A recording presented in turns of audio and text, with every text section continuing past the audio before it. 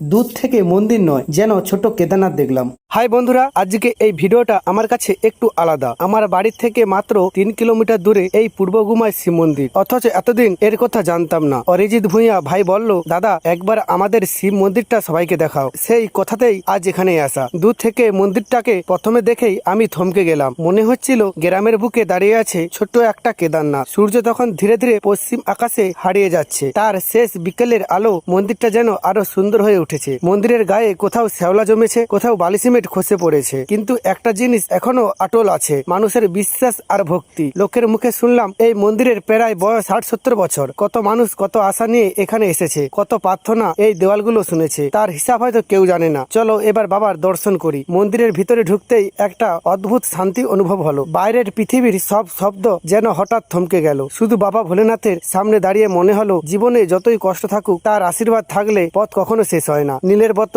শিবরাত্রি আর বুড়োর পুজোর সময় এখানে বড় উৎসব হয়, মেলাও বসে। আজ মন্দিরটা শান্ত, কিন্তু সেই ভক্তির গল্পে যেন এখনো বাতাসে ভেসে বেড়ায়। বন্ধুরা, তোমাদের আশেপাশে যদি এমন কোনো পুরনো মন্দির থাকে আমাকে কমেন্টে জানাও। হয়তো পরের ভিডিওতে তোমাদের এলাকার সেই ইতিহাস আর বিশ্বাসের গল্প তুলে ধরবো। কারণ মন্দির শুধু ইট পাথরের তৈরি নয়, মানুষের সঙ্গে জড়িয়ে থাকে মানুষের বিশ্বাস, স্মৃতি আর অগন্তি অনুভব।